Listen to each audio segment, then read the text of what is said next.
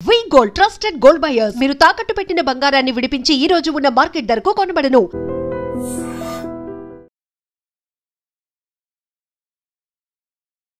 నమస్కారం, welcome to I dream. ధర్మ మార్గం విత్ విజిత కార్యక్రమానికి స్వాగతం.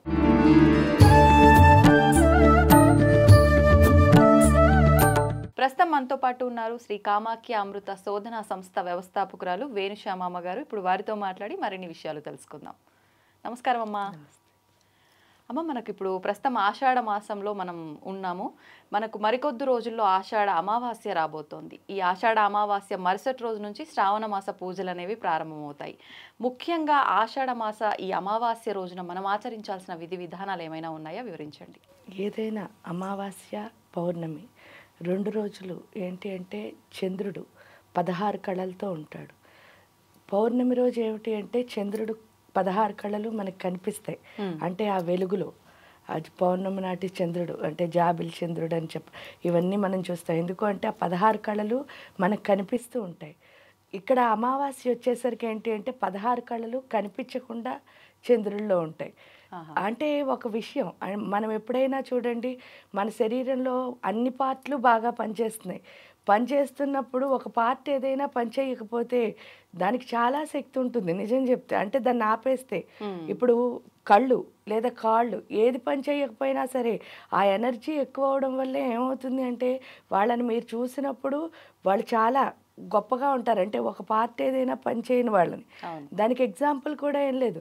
ధృతరాష్ట్రులు వారికి కళ్ళు కనిపించవు, కానీ గాంధారి మాత వారు ఏం చేశారు అంటే కళ్ళు కనిపిస్తాయి ఆవిడకి, కానీ కళ్ళకు గంతలు కట్టుకుని తన భర్తకు కళ్ళు లేవని చెప్పి తను కూడా కళ్ళతో ప్రపంచాన్ని చూడలేదు పెళ్ళైన తర్వాత. ఆ శక్తి ఏమైంది అని అంటే దుర్యోధనుడికి ఎంతో బాగా ఉపయోగపడుతుంది. ఏంటి అంటే ఆ టైంలో ఆవిడ సాధన చేస్తారు. సాధన చేసినప్పుడు ఏమైంది, ఆ కళ్ళని అంటే ఆ కళ్ళకి ఇంకా ఇంకా అంటే కనిపిస్తుంది ఆవిడకి, కానీ ఆవిడ ఏం చేసింది చూడలేదు. ఆ చూడకపోయేసరికి అక్కడికి వెళ్ళి ఎప్పుడైతే ఈ యొక్క ఆ కళ్ళు కనిపించకుండా ఆపేసిందో కురుక్షేత్ర సంగ్రామం ముందు దుర్యోధనుడికి ఆవిడ ఆ శక్తిని ప్రసాదించినప్పుడే ఆవిడ ఏం చెప్తుంది అంటే మొత్తం ఏమి డ్రెస్ వేసుకోకుండా రమ్మని చెప్తే కృష్ణుడి మధ్యలో అలా వస్తే కనుక ఈయనెవరు ఏం చేయలేరని ఆయనకి తెలుసు కాబట్టి చిన్న మాయ పెట్టి ఆయన బట్టలు కొంచెం వేసుకునేటట్టు చేస్తాడు. అప్పుడు ఏమవుతుంది అంటే ఆవిడ కళ్ళు తెరిచి మొత్తం ఆ శక్తిని అంతా ప్రసరింపజేసినప్పుడు శరీరంలోని మిగతా అన్ని భాగాలు వజ్రకవచం అంటే అంత ప్రొటెక్షన్ వస్తుంది ఆయనకి, అంత శక్తి వచ్చి రావడం వల్ల కురుక్షేత్రంలో ఇంకెక్కడ ఏం చేసినా ఆయనకి దెబ్బ తగలదు.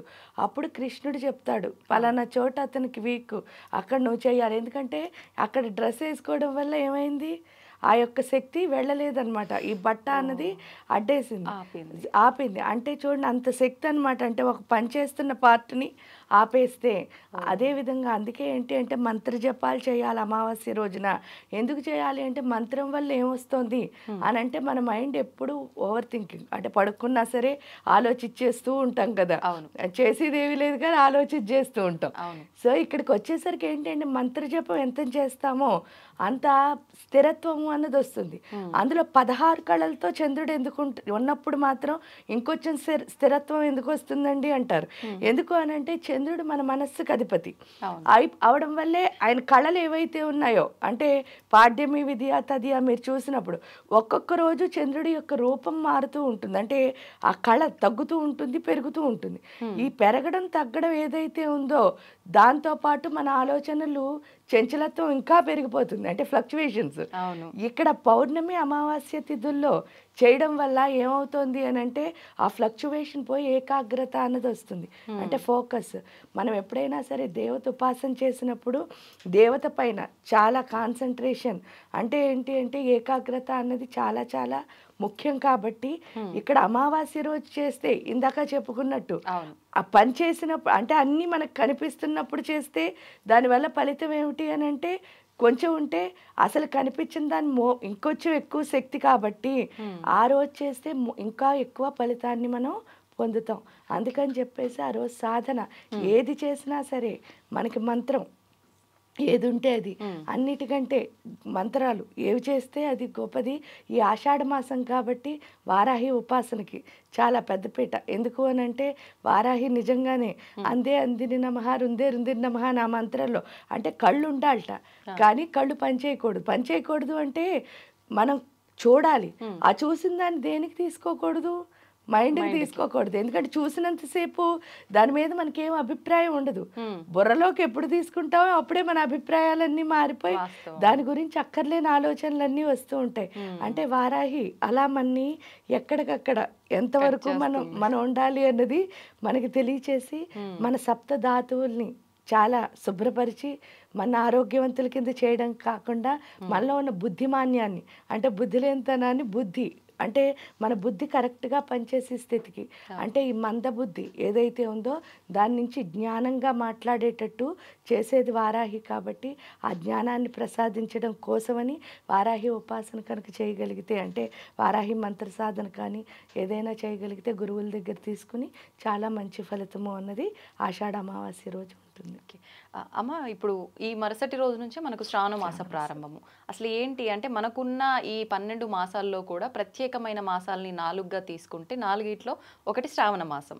మరి ఇప్పుడు ఈ శ్రావణ మాసం యొక్క విశిష్టత ఏంటో వివరించండి. శ్రావణ మాసం అంటే శ్రావణము ఇది జనరల్గా ఏంటంటే ఆడవాళ్ళు నోములు వ్రతాలు ఇవన్నీ చేసి వాళ్ళ భర్త బాగోవాలి అని చేసేటప్పుడు ఐదోతనం కోసం. ఇక్కడ సౌభాగ్యం అంటే కూడా లక్ష్మి అంటే మామూలుగా మనకు తెలుసున్న లక్ష్మి ఏంటంటే ధనం అంటే ఐశ్వర్యం ఉంది అంటే ధనం ఉంటే ఐశ్వర్యం ఉన్నట్టు మనం హాయిగా భావిస్తాం. కానీ ఇక్కడికి వచ్చేసరికి ఐశ్వర్యం ఒక్కటే ధనం కాదు. ఎందుకంటే మన దగ్గర డబ్బులు ఉన్నాయనుకోండి వెళ్ళి ఏ కొట్లోనూ హ్యాపీనెస్ని కొనుక్కోలేము. అంటే నేను ఆనందంగా ఉండాలండి ఇన్ని డబ్బులు ఇస్తాను ఇంత హ్యాపీ ఇవ్వండి అంటే ఈ సృష్టిలో ఎక్కడా మనం కొనుక్కోలేంది. ప్రశాంతత కొనుక్కోలేము, రిలేషన్స్ కొనుక్కోలేము, అంటే చాలా కొనుక్కోలేని ఉంటాయి. అంటే డబ్బు ఒక్కటే లక్ష్మి కాదు. అది మనకు అర్థం అవ్వాలి. కాబట్టి వీళ్ళు ఏం చేశారు అంటే నోములు వ్రతాలు ఎందుకు అని అంటే దీనివల్ల ఏమవుతుంది అంటే ఒక రకంగా ఆలోచించినప్పుడు ఇంటికి అందరినీ పేరెంట్ అని పిలుస్తున్నాం.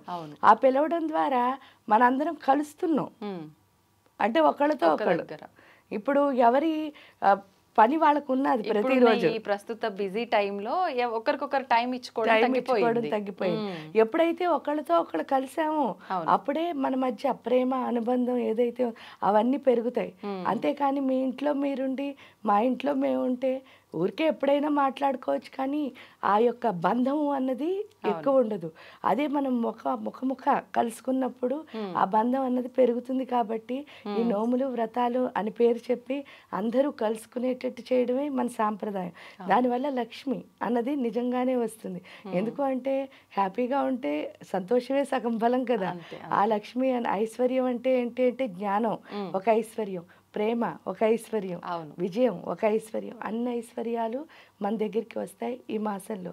దానికి తోడు ఏంటి అంటే చాతుర్మాస్య వ్రతం అన్నది ఆషాఢ మాసంలో ఏకాదశి రోజున మనం మొదలు పెడతాం, తొలి ఏకాదశి రోజున. కాబట్టి చాతుర్మాస్య వ్రతంలో మనం ఒక్కొక్క మాసంలో మీరు చూస్తే 4 మాసాలు కూడా ఒక్కొక్క మాసంలో ఒక్కొక్కటి నేర్చుకుంటాం అనమాట.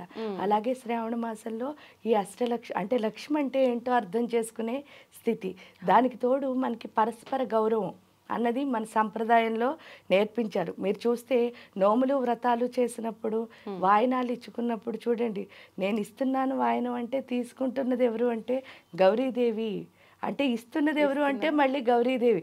అంటే నీలోను నాలోను ఆ ప్రాణశక్తి అయినా ఆ గౌరీ పార్వతి ఉంది అని తెలుసుకునే స్థితికి తీసుకువెళ్ళే మాసమే ఈ శ్రావణ మాసం.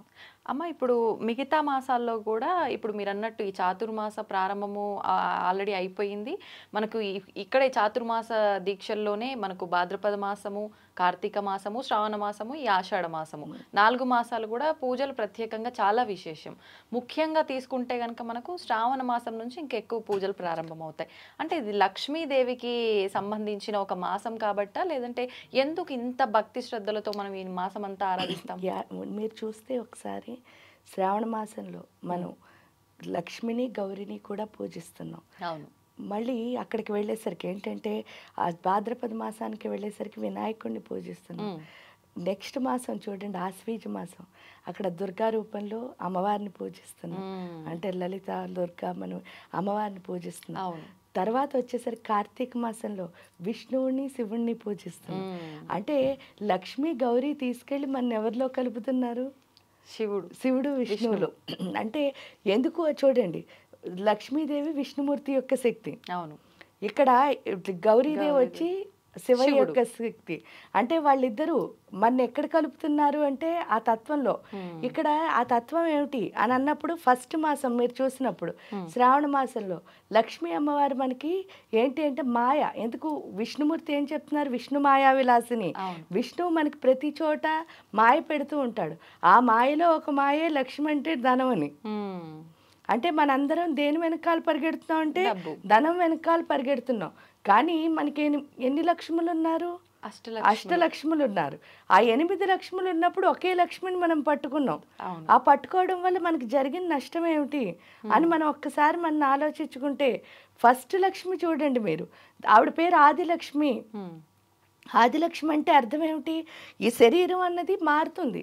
భగవద్గీతలో చెప్పు, అమ్మవారి దేవి ఎక్కడైనా త్రిపుర రహస్యం చెప్పండి, శరీరం ఒక్కటే మారుతోంది. కానీ ఆత్మ అన్నది ఏమంటున్నారు? ఈ సృష్టి మొదలైనప్పటి నుంచి ఎండ్ అయ్యే వరకు, మళ్ళీ సృష్టి మొదలైనప్పుడు కూడా ఈ ఆత్మ అన్నది తిరుగుతూనే ఉంటుంది. కానీ శరీరమే 100 సంవత్సరాలకు ఒకసారి మనం ఈరోజు బట్టలు రేపు ఎలా మారుస్తున్నామో అలా మారుతోంది అన్నారు. కానీ శరీరానికి ప్రాముఖ్యత ఏమిటి అంటే, ఇప్పుడు పాలు ఉన్నాయి, పాలు కాచాలి అన్నప్పుడు మీరు స్టవ్ మీద పోస్తే పాలు కాగుతాయా? కాగుతాయి. కానీ ఆ పాల వల్ల ఉపయోగం ఏమైనా వృధా అయిపోతాయి. అదే ఒక గిన్నెలో పోసి కాచారనుకోండి, మీరు ఏం చేసుకోవాలంటే అది ఉపయోగపడతాయి మనకి. అదే విధంగా ఇది ఆ గిన్నెలా ఉపయోగపడుతుంది. లోపల ఉన్న పాలు ఏంటి? మనలో ఉన్న దేవత అనే అమృతం, ఆ పరదేవత అమృతం. ఆ శక్తిని మనం నింపుకోవాలి. అదే ఆదిలక్ష్మి అంటే. ఆ ఆదిలక్ష్మిలో శక్తిని ఎలా నింపుకుంటాం అంటే, మన ఆత్మశక్తి ఎలా పెరుగుతుంది అంటే, ఆత్మతో సూర్యశక్తి ఎప్పుడైతే అనుసంధానం అవుతుందో అప్పుడే ఆత్మశక్తి అన్నది పెరుగుతుంది. సూర్యుడు మనకు ప్రత్యక్ష దైవం అండి, ఇవన్నీ బాగా చెప్తాం. అంటే కానీ నేచర్లో కలిసిన వాడికి సూర్యుడు ప్రత్యక్ష దైవం. మనం ఎప్పుడు నేచర్లోనే ఉండం కదా. ఎందుకుండరు అని అంటారు. ఎందుకుండరు అంటే, నేను అన్నది ఎంత ఉంటుందో అంత నేచర్ నుంచి మనం సెపరేట్ అయిపోతాం. అంటే ఉన్నాం అనుకుంటూ ఉంటాం, కానీ ఆ శక్తిని మనం ఏం చేయట్లేదు, దానికి ఎగ్జాంపుల్ ఏం లేదు. మీరు నేను ఉన్నాం, ఫ్రీగా మాట్లాడుకుని ప్రేమగా మాట్లాడుకుని నిజంగా మన మనసులో ఉన్న చెప్పేసుకున్నాం అనుకోండి, మన మధ్యలో ఏ అరమరిక ఉండదు, మీరు నేను ఒక్కటే. కానీ ఇప్పుడు అలా జరుగుతుందా? చాలా లేదు. అంటే చాలా తక్కువ మంది అలా వాళ్ళ దగ్గర ఉన్నదంతా చెప్పగలుగుతారు. అంటే నమ్మే అంత అవకాశం రావట్లేదు పరిస్థితులు. ఏదైనా కారణం కావచ్చు, అది ఇద్దరిలో ఎవరైనా కారణం కావచ్చు. కానీ ఏమవుతుంది అంటే అక్కడ ఆగిపోతున్నాం. అంటే ఇది క్లోజ్ గా ఉంది, లిమిట్స్ ఉంటున్నాయి ఎంత వరకు అనేది. అది ఉండకూడదు. ఎందుకంటే మన ఇద్దరం ఒకటే. మీలో ఉన్న ప్రాణశక్తి నాలో ఉన్న ప్రాణశక్తి ఒక్కటే అనడానికి బోల్డ్ అన్ని ఎగ్జాంపుల్స్ చెప్పక్కర్లే. మనం రోజు బర్త్డే వచ్చినా ఏమొచ్చినా బెలూన్ ఊదుతున్నాం. ఆ బెలూన్ లో చూడండి, మీరు గాలి నింపారనుకో, బెలూన్ నిండా గాలి నింపినప్పుడు ఏమవుతుంది అంటే, చక్కగా అది ఏం చేస్తూ ఉంటుంది అంటే పైకి ఎగురుతూ ఉంటుంది, ఎప్పుడు కింద ఉండదు. అసలు బెలూన్లో గాలి ఉందా, గాలిలో తేలుతూ ఉంటుంది. కానీ బయట గాలి ఉందా లేదా అది ఎవరికి తెలుసు? ఊదిన మనకి తెలుసు. కానీ బెలూన్కి తెలియకపోవడం వల్ల ఏం చేస్తుంది, భూమిని అసలు చూడదు, ఎప్పుడూ ఆకాశాన్నే చూస్తుంది. అదేవిధంగా ప్రాణశక్తి మనలో ఉన్నప్పుడు ఏమవుతుంది అంటే, నాకంటే గొప్పవాళ్ళు లేరు అని చెప్పి ఎగురుతూ భూమి మీద నుంచున్నా సరే ఎటు చూస్తూ ఉంటాం. దాన్ని కళ్ళు నెత్తికెక్కే అంటారు. ఆ కళ్ళు నెత్తికెక్కి అటు చూస్తున్నాం. కానీ మనం నుంచున్నది ఎక్కడ? భూమిపైనే. అది గుర్తిస్తాం ఎప్పుడు అంటే, ప్రాణం పోయే ముందు కరెక్ట్గా గుర్తుపడతాం ఆకర్షణలు. కానీ అప్పుడు ఉపయోగం ఏమీ లేదు. కాబట్టి ఎప్పుడు అవేర్ అయి ఉండాలి. అంటే ఆ బెలూన్ని చూసి మనం నేర్చుకోవాల్సింది అది. అందులో నేను నింపాను, అలాగే దేవుడు నాలో నింపి పంపించాడు. కాబట్టి నేను ఎప్పుడు నుంచోవాల్సిందైనా, కూర్చోవాల్సిందైనా, పనిచేయాల్సిందైనా, ఇలా మాట్లాడాల్సిందైనా ఇక్కడి నుంచే. అలా చూడక్కర్లే, మన ఇద్దరం ఒకటే. ఎందుకంటే నేను గొప్ప అని నేను అనుకుంటాను, కానీ మీలో గొప్పతనం కూడా మీలో ఉంది. అది గుర్తించగలిగినప్పుడే నేను గొప్ప అవుతాను. అది ఇక్కడ అర్థమయ్యేటట్టు ఎవరు చేస్తారు అంటే ఆదిలక్ష్మి. ఎందుకు అది రావాలి అంటే సౌరశక్తి ఖచ్చితంగా మన లోపలికి రావాలి. దానికి మంత్రం ఒక్కటే సహాయం చేస్తుంది. మనం ఎంత మంత్ర జపం చేస్తామో అంత సూర్యుడితో మనం కనెక్ట్ అవుతాం. ఎందుకంటే ఈ భూమి మీద మనం చూడగలిగే దేవుళ్ళు ఎవరైనా ఉన్నారంటే ముగ్గురు. ఒక దేవుడు సూర్యుడు, రెండో దేవుడు చంద్రుడు, మూడో దేవుడు గురువు. ఈ ముగ్గురిని మాత్రమే చూడగలం. ఇంకెవరు మనకి సాధన చేయగా కనిపిస్తారు. కానీ అందరూ అంత గొప్ప సాధన చేసి కనిపించే వరకు వెయిట్ చేసి ఓర్పు రావాలంటే వీళ్ళ ముగ్గురులో దేవుడిని చూడాలి. అవును. చూస్తే ఈ సృష్టి అంతా ఎవరున్నారు అంటే ఆ దైవమే ఉంది. ఏ రూపంలో అంటే సర్వ అంతర్యామి రూపంలో. అందుకే సర్వాంతర్యామి.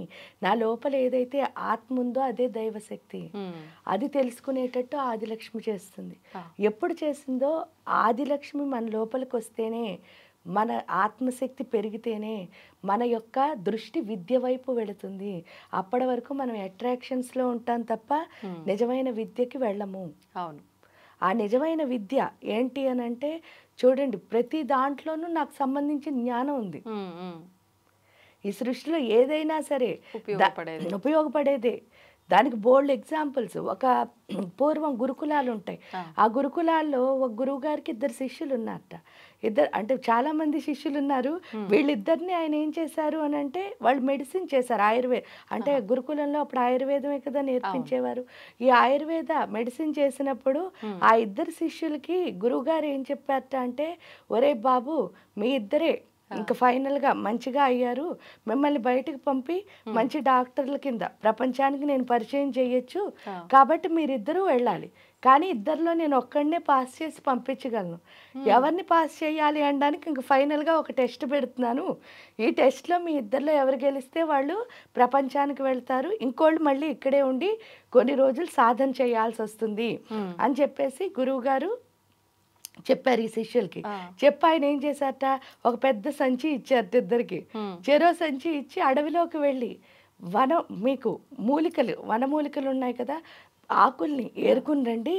ఏం ఆకులు అని అంటే వైద్యానికి సంబంధించిన ఔషధి ఆకుల్ని ఏరుకుని రండి. ఎవరైతే నాకు నచ్చే పని చేస్తారో, అంటే కరెక్ట్ అని నాకు అనిపిస్తుందో వాళ్ళు బయటకు వెళ్తారు అని చెప్పి ఇద్దరికి పెద్ద పెద్ద సంచీలు ఇచ్చారు. సంచీలు ఇస్తే ఫస్ట్ ఒకడేం చేశాట, ఆ సంచి నిండిపోయి రెండో వాడి సంచిని తీసేసుకున్నాడు. రెండో వాడు ఏం చేశాట, అన్నీ వెతికి 2 ఆకులు వాడి చేతిలో జేబులో పెట్టుకుని వచ్చేసాడు, 2 చేతుల్లో పట్టుకుని. వచ్చేసరికి ఈ 2 సంచీలు నింపాడు ఒకడు, రెండో వాడు 2 ఆకులు పట్టుకొచ్చేసరికి గురువు గారి దగ్గరికి వస్తే, ఒరే నీకు ఇన్నెందుకు దొరికాయి, వీడికి ఇన్నెందుకు దొరికాయి అని అడిగారు. అడిగితే 2 ఆకులు తెచ్చిన వాడు చెప్పాట, నాకు ఔషధానికి సంబంధించినవి అసలు ఏమీ కనిపించలేదండి, ఈ 2 తప్ప, అందుకే ఈ 2 తెచ్చాను. ఎందుకంటే నేను మొత్తం గ్రంథాలన్నీ చదివినప్పుడు ఈ 2 నాకు మన వైద్యానికి సంబంధించినవి అని చెప్పారు. చెప్పేసరికి ఫస్ట్ వాడు చెప్పాట, అసలు అడవిలో ఔషధానికి సంబంధించిన మొక్కే లేదండి అన్నట్టు ఫస్ట్ వాడు. ఇంకా నింపుకొచ్చిన అతను, నాకు ఇంకా ఎక్కడ సంచి లేక నేను తేలేకపోయాను, ఇంకా బోల్డన్ని అక్కడ మిగిలిపోయాయి అన్నట్ట. అనేసరికి అప్పుడు ఏం చేశారు అంటే, ఈ 2 సంచీలు నింపిన వాడిని గురువుగారు అన్నట్ట, నువ్వు ప్రపంచంలోకి వెళ్ళరా, నువ్వు మంచి వైద్యుడు అవుతావు, వీడు ఇక్కడే ఉండి కొన్ని రోజులు నేర్చుకోవాలి అని చెప్పి ఈ 2 ఆకులు తెచ్చిన వాడిని ఉంచేశారట. ఏంటి స్వామి, నేను ఇంచక్క ఫైండ్ చేసి ఇందులో ఈ వనమూలకి ఇది ఇన్ని చెప్పాను మీకు అని అన్నట్ట. అంటే నువ్వు పుస్తకానికి సంబంధించిన జ్ఞానం నేర్చుకున్నావురా, నిజమైన జ్ఞానికి పనికిరానిది ఏమీ ఉండదు. ఈ సృష్టిలో అన్ని పనికొచ్చేవే, దాన్ని పనికొచ్చేటట్టు చేయడమే జ్ఞానం యొక్క లక్షణం. వాస్తవం. కాబట్టి వాడే విద్యావంతుడు. పుస్తకాన్ని బట్టి దాంట్లో చదివేసి ఇది ఔషధం అని చెప్పకూడదు. అక్కడ వచ్చిన వాడికి ఎలాంటిది వస్తుందో తెలియదు. అవును, తెలిసింది అందుబాటులో ఉంటుందో లేదో తెలియదు. అలాంటప్పుడు నీ దగ్గర ఉన్నదాంతో వాడు జబ్బు తగ్గించాలి. అది డాక్టర్ యొక్క లక్షణం. ఎందుకంటే వచ్చిన ప్రతి ఒక్కడు ఎందుకు వస్తాడు, వైద్యో నారాయణో హరిహి అంటే వైద్యుడిని విష్ణుమూర్తి అని భావించి వస్తాడు. వచ్చినప్పుడు మరి ఈయన విష్ణువులా బిహేవ్ చేయాలి కదా అని చెప్పి వాడిని పంపించారు. అంటే విద్య అంటే అది పుస్తకం చదివి దాంట్లో వచ్చింది కాదు, దాని ఫ్యాషన్ ఏంటంటే, నాకు ఇది చదవాలని ఉందండి, నేను చదివానండి, నాకు ఇన్ని మార్కులు వచ్చాయండి, ఇది ఫ్యాషన్ అవుతుంది.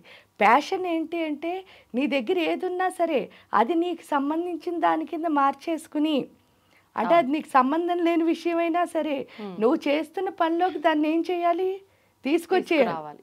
అది జ్ఞానం అంటే, నిజమైన జ్ఞానం. అది ఒకే ఒక్కడికి అర్థమవుతుంది. అది ఎవరు అంటే ప్యాషన్ ఉన్నవాడికి. ఈ ప్యాషన్కి తేడా అదనమాట. ఇక్కడ విద్య అన్నది ప్యాషన్ ఇవ్వాలి. ఎప్పుడైతే మీరు ఈ శక్తి అన్నది వస్తుందో అప్పుడే ఆ ప్యాషన్ విలువ తెలుస్తుంది. అప్పటి వరకు ఏంటంటే మనం టైర్డ్ అయిపోతూనే ఉంటాం ఇంత పని చేస్తే. కానీ ప్యాషన్ అయిందంటే టైర్డ్ అవ్వం, ఇంకా చెయ్యి అని ఉత్సాహం వచ్చేస్తుంది అనమాట. అది ప్యాషన్. అది విద్యాలక్ష్మి ఇస్తుంది. ఇచ్చిన తర్వాత గజలక్ష్మి. గజము అంటే మీకు తెలుసు, ఏనుగు ఏంటిట అంటే ఎప్పుడు దానికి ఒక పేరు కూడా ఉంది, మదపుటేనుగు అని. అంటే దానికి చాలా అహంకారం ఎక్కువట. ఏంటండి దానికి ఉన్న అహంకారం అంటారు. మనకున్న అహంకారం ఎంత ఉంది అంటే మన కాలు గోరు నుంచి తల వరకు ఎంత ఉన్నావో అంతే, అసమాను నేను అని కొట్టుకుంటూ ఉంటాం. కానీ ఏనుగు అహంకారం అలా కాదట, దాన్ని మహత్ అహంకారం అంటారు. మహత్ అహంకారం అంటే అర్థం ఏమిటి అంటే ఈ సృష్టి అంతా నేనే ఉన్నాను, ఈ సృష్టి మొత్తం నా లోపలే ఉంది అని తెలుసుకోవడం. అంటే ఇక్కడ మీకు అర్థం అవ్వాల్సిన విషయం ఏమిటి అంటే నేను అంటే ఈ కాస్తే. అవును, కానీ భగవద్గీతలో కృష్ణుడు కూడా నేననే చెప్పాడు. అది మహత్ అహంకారం. అంటే ఈ సృష్టి అంతా నేనయ్యే ఉంది, మళ్ళీ సృష్టి మొత్తం నా లోపలే ఉంది. అదే హ్రీం శ్రీం అంటే.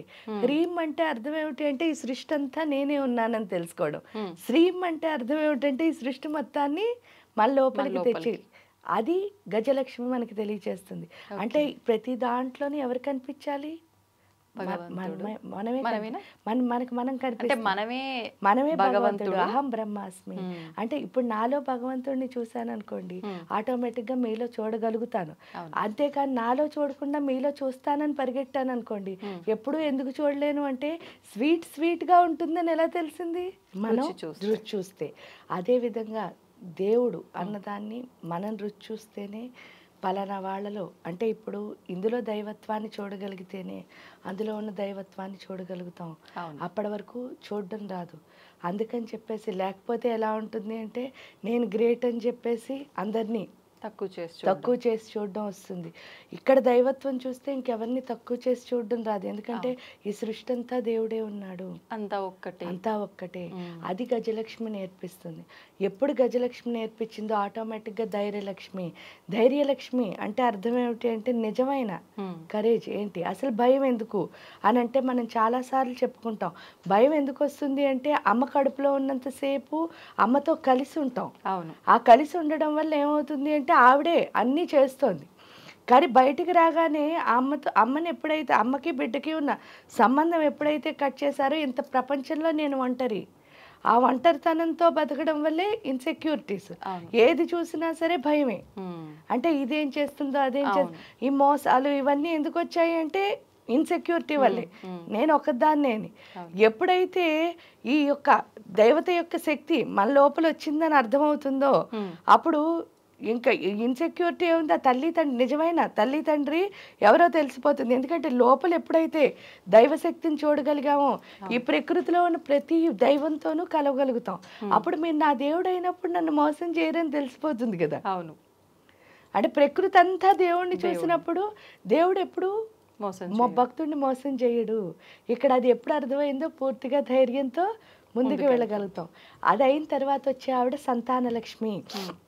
ఇక్కడ సంతానలక్ష్మి అంటే కూడా మనకి చాలా నానుడు ఏంటంటే ఎక్కువ మంది పిల్లలు ఉంటే ఆవిడ సంతానలక్ష్మి అండి అని చెప్పి మనం చెప్పుకుంటూ ఉంటాం.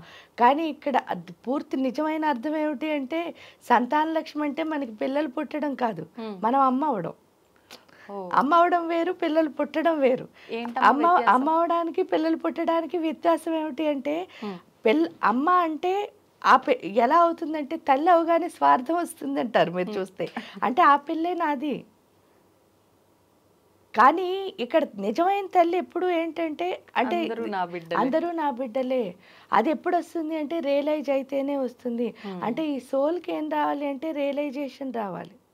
అది ఎప్పుడు వస్తుంది, ఈ బిడ్డను కన్నప్పుడే. అంటే ఆ పేగు తెంచుకుని ఒక బిడ్డ వచ్చినప్పుడే మనకు అర్థమయ్యే విషయం ఏమిటి అంటే ఆ రియలైజేషన్. అంటే ప్రతి క్షణం ఎందువల్ల వస్తుంది అని అంటే చూడండి మీరు, ఫస్ట్ ఆఫ్ ఆల్ మనం అమ్మాయిల కింద ఉంటాం కదా, అంటే స్త్రీకి తొందరగా రియలైజేషన్ వస్తుంది. దానికి కారణం కూడా ఏమీ లేదు.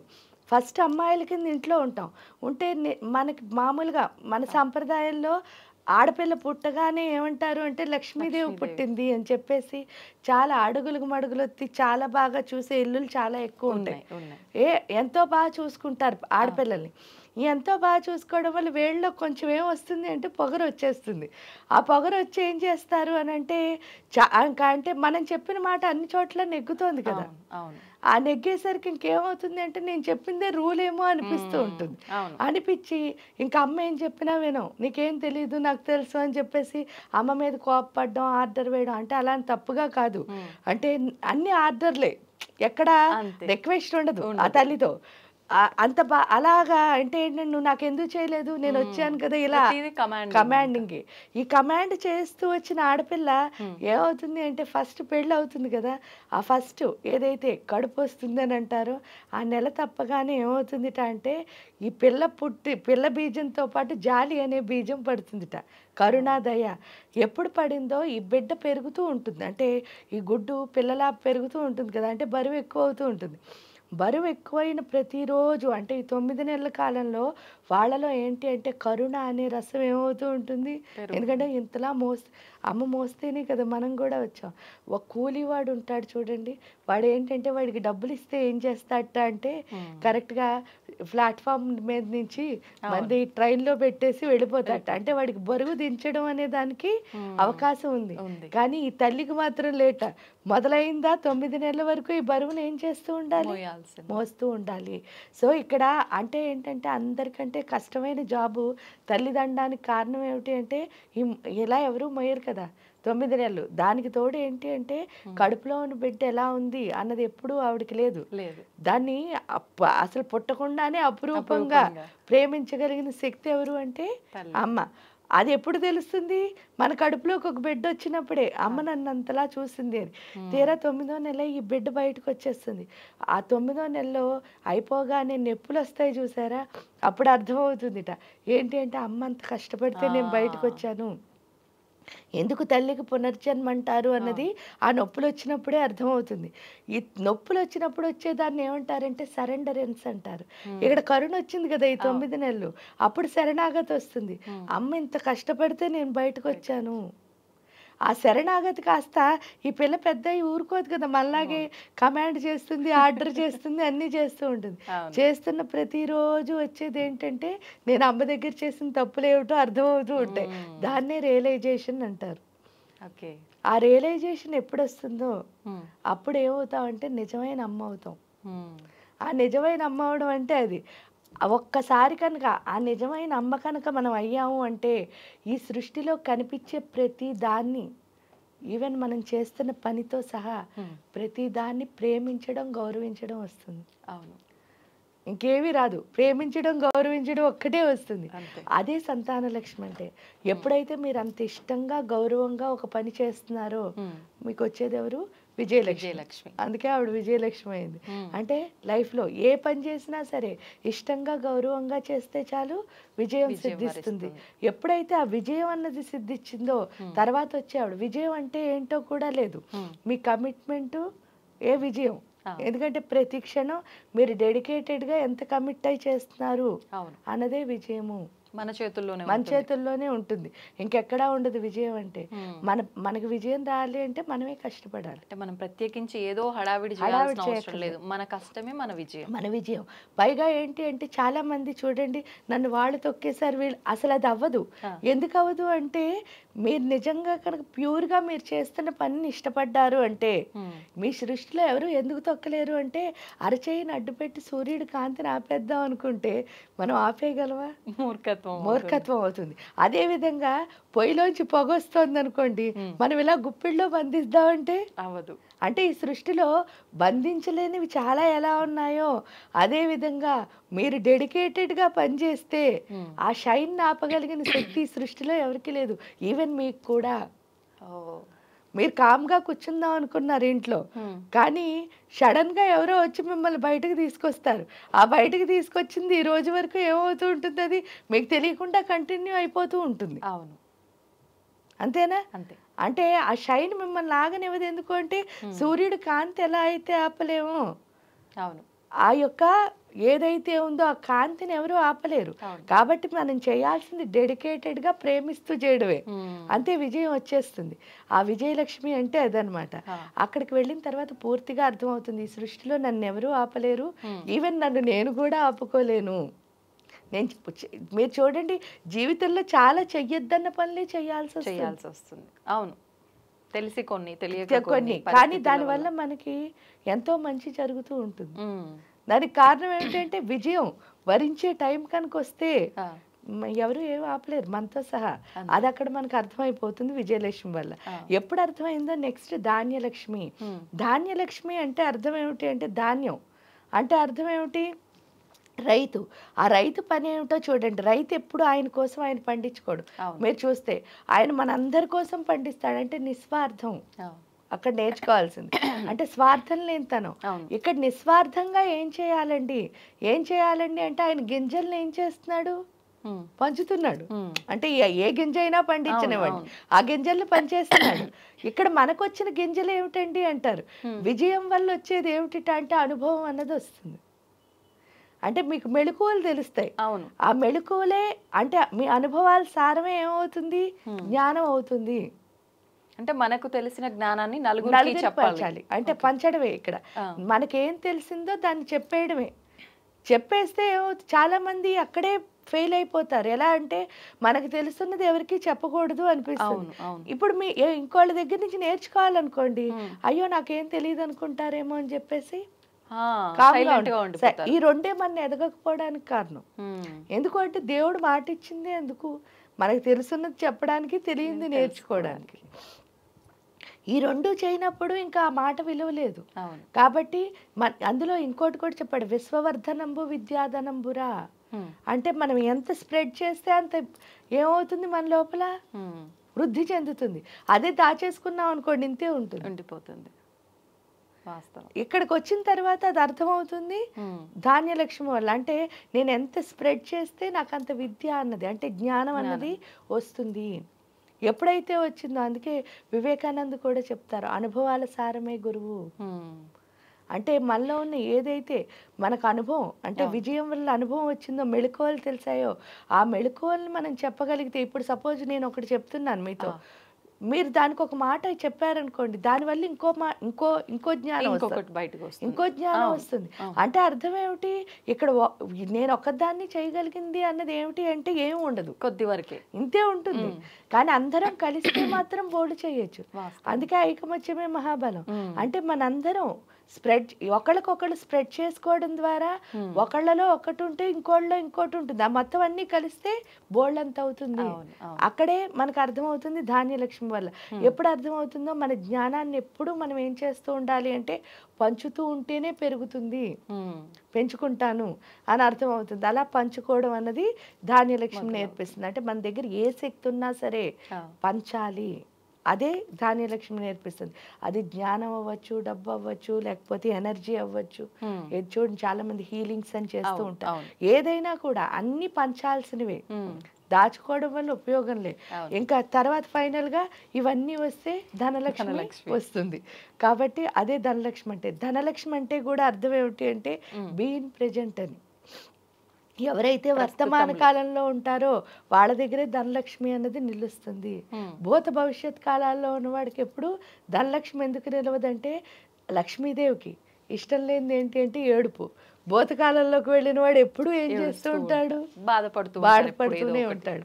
అందుకని చెప్పేసి ఆవిడకి అసలు అక్కడ అలక్ష్మనే కదా అర్థం, ఏడవడం అంటే. అందుకని ఆ కాలంలో ఉండకూడదు. భవిష్యత్తుకు వచ్చేసరికి ప్రతిదానికి టెన్షను.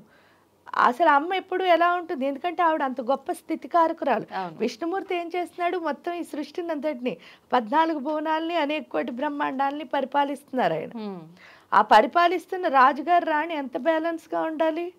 సో ఆ బ్యాలెన్స్ మనలో లేదనుకోండి, ప్రతిదానికి టెన్షన్ పడుతున్నాం అనుకోండి, అమ్మకి ఏమవుతుంది, నచ్చదు కదా.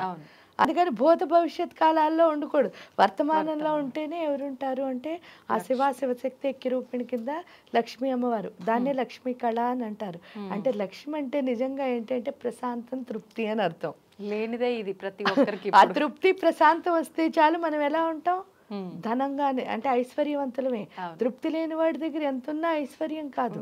అవును, వాస్తవం అమ్మ. ఇక్కడ అది నేర్చుకుంటాం ధనలక్ష్మి వల్ల. కానీ ఇప్పుడు ఎందుకండి అంటే మనం ఏం చేస్తున్నాం, అందరం ధనలక్ష్మిని సంపాదిస్తున్నాం. ధనం మూలం ఇదం జగత్ అంటున్నారు, వెళుతున్నారు, సంపాదిస్తున్నారు.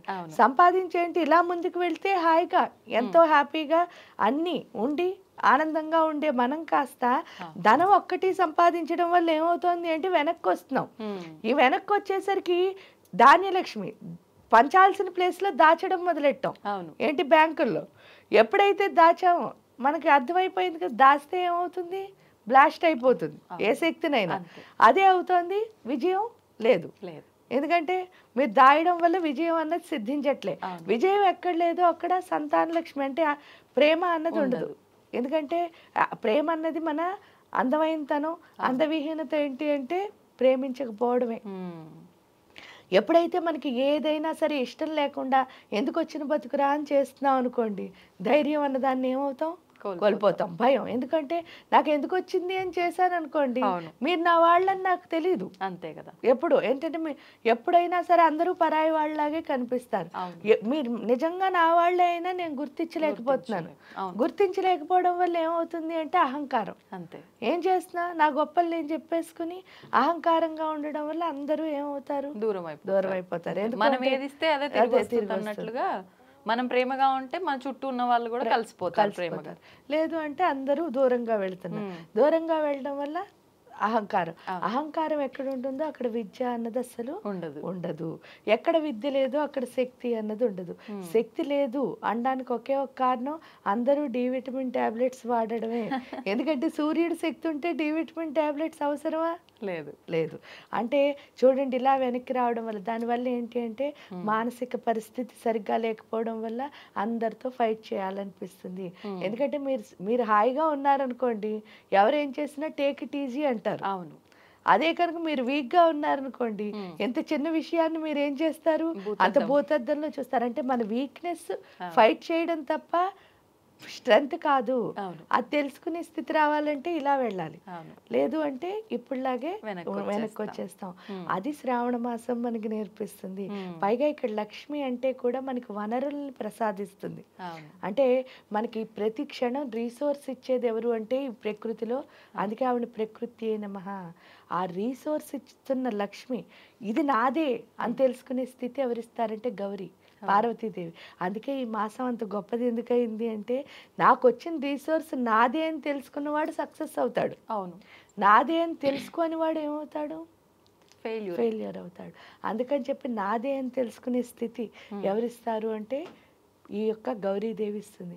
ఈ లక్ష్మి గౌరీ ఎక్కడుంటారో అక్కడ ఆటోమేటిక్గా ఎవరుంటారు అంటే సరస్వతి అమ్మవారు ఉండి దాన్ని మనం ఎలా మనకు అనుకూలంగా మార్చుకోవచ్చు అన్నది ఆ విద్యాలక్ష్మి రూపంలో సరస్వతి అమ్మవారు మనకి నేర్పిస్తారు. అందుకని శ్రావణ మాసం అంత గొప్పదైంది. అమ్మ, ఇప్పుడు ఒక్కొక్క లక్ష్మిని ఒక్కొక్కరిని సపరేట్గా ఆరాధించాలా, లేదు అంటే అంతా కలిపి ఒక్క అమ్మవారిగానో, లేదంటే అలా మనం విగ్రహ రూపంలో అలా కాకుండా మంత్ర రూపంలో అలా ఏమైనా ఆరాధించాలి మాసం అంతా అంటే ఏం మంత్రం ఆచరించవచ్చు? ఇక్కడ ఒక్కొక్క లక్ష్మిని ఒక్కొక్కలా ఆరాధించక్కర్లే. లక్ష్మి అన్నదాన్ని మామూలుగా మనం ఆరాధిస్తే సరిపోతుంది. ఉపాసన పరంగా అంటే గురువుల దగ్గరికి వెళ్ళి ఏదో ఒక మంత్రం తీసుకోవచ్చు. అలా కాదు అంటే లక్ష్మీ అష్టోత్తరం, లక్ష్మీ సహస్రనామం లేదా వరలక్ష్మి పూజ మనకి చేయిస్తున్నారు.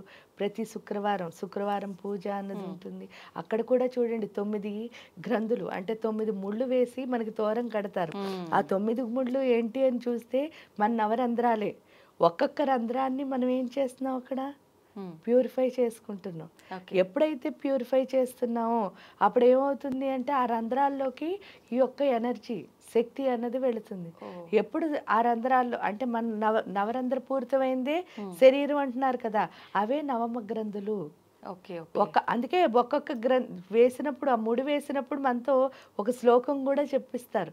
ఆ శ్లోకంతో చేయడం వల్ల ఏమవుతుంది అంటే ఒక్కొక్క గ్రంథి ఏమవుతుంది, శుద్ధ అవుతుంది. శుద్ధి అందులో లక్ష్మీ శక్తి వెళుతుంది.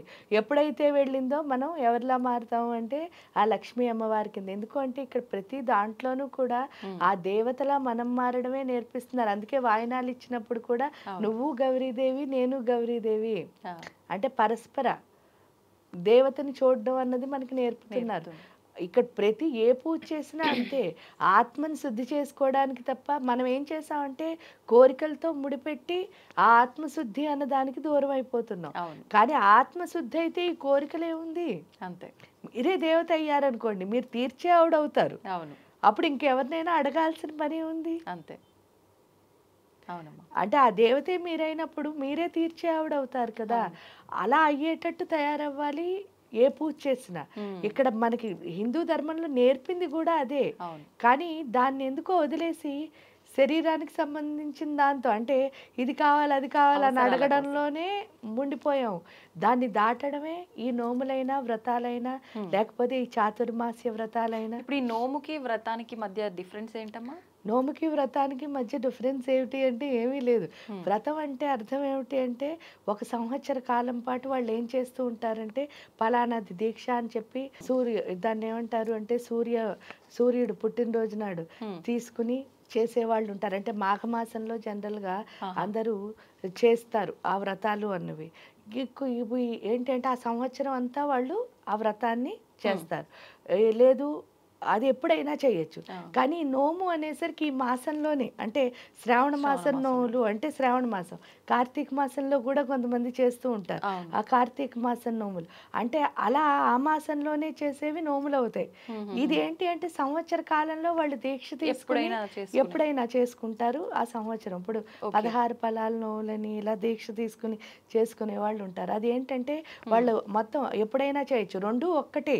కానీ అది వాళ్ళు అది ఎప్పుడైతే చూడండి ఆ యొక్క రథసప్తమి రోజు దీక్ష తీసుకుని మాఘమాసంలో ఆ రోజు నుంచి వాళ్ళు ఎప్పటి వరకు అంటే చేసుకుంటారో అప్పటి వరకు అంటే 16 ఫలాల నోమన్నది 16 పళ్ళు 16 రకాలుగా 16 మంది ముత్తైదువులకి పంచి తర్వాత ఉద్యాపన చేసుకోవాల్సి వస్తుంది.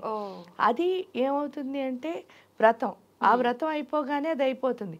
కానీ ఇక్కడ నోము వచ్చేసరికి శ్రావణ మాసం నోములు 5 సంవత్సరాలు. ఆ 5 సంవత్సరాలు కూడా ఎందుకు చేయమన్నారో మనం చూద్దాం. ఎందుకు అని అంటే 5 సంవత్సరాలు అంటే పంచకోశాలు. భర్త బాగుండాలి అని చేస్తున్నాం అని అనుకుంటున్నాం.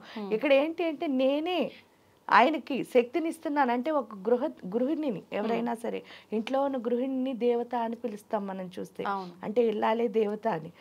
ఎందుకని అంటున్నారు అని అంటే ఈవిడ శక్తితోనే ఇల్లంతా నడుస్తుంది. అది తెలియాలి అంటే ఈవిడ పంచకోశాలు ఏమవ్వాలి, యాక్టివేట్ దాటాలి. ఆ పంచకోశాంతర స్థితాన్ని చూడాలంటే నిజమేమిటో అర్థం చేసుకోవాలి అంటే. లేకపోతే ఏమవుతుంది అంటే నా భర్త నన్ను కష్టపెడుతున్నాడు ఇంట్లో వాళ్ళు అంటే ఆ ఎమోషన్స్తోనే ఉండిపోతారు. ఆ ఎమోషనల్ స్టేట్కి వెళ్ళాలి అంటే మనలో ఆ అంటే అన్నమయ కోసం, ప్రాణమయ కోసం, మనోమయ కోసం, జ్ఞానమయ కోసం, ఆనందమయ కోసం ఈ కోశాలు ఎప్పుడైతే మనం లోపలికి వెళతామో అప్పుడే ఒక్కొక్కటిగా మనలో ఉన్న మలినాలను వదిలించుకుంటాం.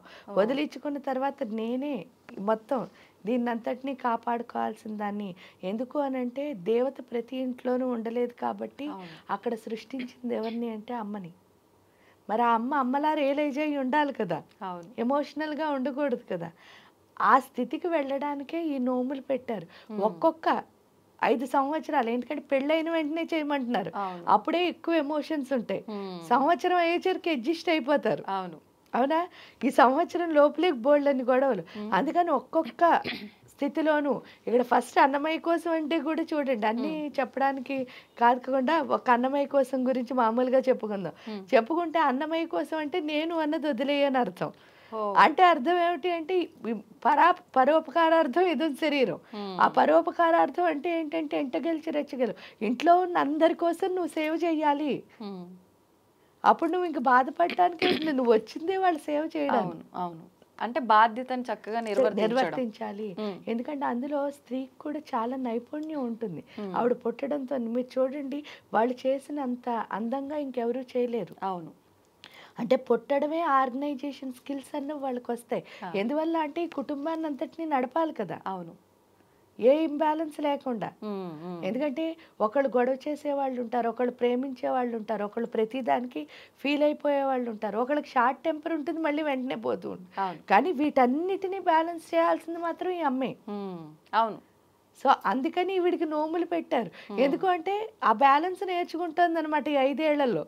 నేర్చుకునేసరికి ఏమవుతుంది, అప్పటికి పిల్లలు వీళ్ళందరూ వచ్చేస్తారు. వచ్చేసరికి ఇప్పుడు వరకు ఏంటంటే ఒక భర్తతో లేదా నాకంటే పెద్దవాళ్ళైనా అత్తవారితో ఉండాల్సి వస్తుంది. కానీ ఇక్కడికి వచ్చేసరికి పిల్లలు నాకంటే చిన్నవాళ్ళు. నాకు మెచ్యూరిటీ రాకపోతే వీళ్ళని బ్యాలెన్స్ చేయడం రాదు. అప్పటి వరకు మెచ్యూరిటీ ఉండదు. సో ఇక్కడికి వచ్చేసరికి 5 ఏళ్ళలో వీళ్ళతో నేర్చుకోవడమే కాకుండా ఆ మెచ్యూరిటీ కూడా నేర్చుకోవడం వల్ల ఆ పిల్లల్ని ఎలా పెంచాలి, ఎందుకంటే భవిష్యత్తు వాళ్ళే. ఈ తల్లి పెర్ఫెక్ట్గా ఉంటేనే వాళ్ళ జీవితం బాగుంటుంది. అందుకని నోములు పెట్టారు. Okay okay. ఇప్పుడు ప్రత్యేకించి ఇప్పుడు మనకు శ్రావణ మాసంలో వచ్చే ఈ మంగళగౌరి వ్రతం అనేది కొత్తగా పెళ్ళైన వాళ్ళు ఆచరించేదేనమ్మా, ఎవరైనా ఆచరించవచ్చా? అంటే మామూలుగా అయితే పెళ్ళైన మాసంలో, పెళ్ళైన వెంటనే వచ్చిన శ్రావణ మాసంలో మొదలు పెడతారు. అలా నాకు అవ్వలేదు అన్నప్పుడు వాళ్ళు 3rd ఇయర్ నుంచి మొదలు పెడతారు. Okay okay. అంటే 2వ సంవత్సరం చెయ్యరు మామూలు శ్రావణ మాస వ్రతాలు, 3వ సంవత్సరం నుంచి మొదలు పెడతారు.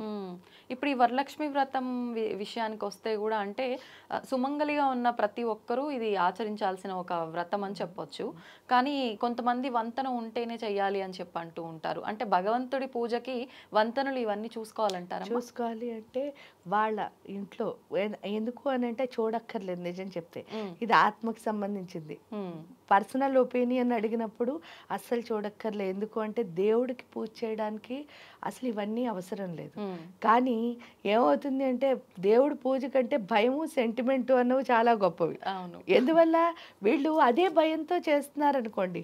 వాళ్ళు పెద్దవాళ్ళు పలానా అందుకు చెయ్యొద్దన్నాను, మన ఇంట్లో ఇలా జరిగింది అందుకని ఇది చెయ్యొద్దు అంటారు. చాలా మంది ఈ నోము ఒక్కటే కాదు, సీమంతాలు అవి కూడా చేసుకోరు. ఎందుకంటే మన ఇంట్లో చేస్తే ఇలా అయింది. రిటైర్మెంట్ ఫంక్షన్స్ కూడా చేసుకోరు. అంటే 60 years షష్ఠి పూర్తి కూడా చేసుకోరు. ఇవన్నీ ఎందుకు చేసుకోవట్లేదు అంటే వాళ్ళ ఇంట్లో అంతకుముందు ఏదో బ్యాడ్ జరిగింది అన్నది. అది ఆల్రెడీ వీళ్ళ మైండ్లో వాళ్ళు పెట్టేస్తారు. వీళ్ళ మైండ్లో వాళ్ళు ఎప్పుడైతే పెట్టేశారో ఆ భయంతో పూజ చేసాము అంటే ఏమవుతుంది, ఏ శక్తి మన లోపల పెరుగుతుంది? భయం అనే శక్తే కదా. ఆ పెరగడం వల్ల నిజంగాను అయితే చెడు జరగచ్చు. లేకపోతే వీళ్ళ భయం వల్ల ఏమవుతుంది అంటే అన్ని కోల్పోతారు ఒక రకంగా. అందువల్ల చేయకుండా ఉండడమే మంచిది. అలా కాదండి, ఏంటి అంటే నాకు చెయ్యాలని ఉంది, అవన్నీ నాకు అవసరం లేదు, దేవుడు నాకంతా మంచి చేస్తాడు అని అర్థమై. ఎందుకంటే ఇవేవి కూడా శరీరానికి సంబంధించిన విద్యలు కాదు, జ్ఞానాలు కాదు, పూజలు కాదు, ఏదైనా ఆత్మకి సంబంధించింది. ఆ ఆత్మ పరిపక్వత అయినప్పుడు హ్యాపీగా చెయ్యొచ్చు. అది కాకుండా ఈ మైండ్తో ఆలోచించినప్పుడు చేయకూడదు. అమ్మ ఇప్పుడు ఇందాకే మీరు స్టార్టింగ్లోనే చెప్పడం జరిగింది ఈ వాయనాలు ఇవన్నీ కూడా అని చెప్పి. ఖచ్చితంగా ఎంత స్తోమత ఉన్నా లేకపోయినా కనీసం ఒక 3కి 5గురికి కూడా కనీసం ఈ వాయనాలు అనేది ఇస్తూ ఉంటారు.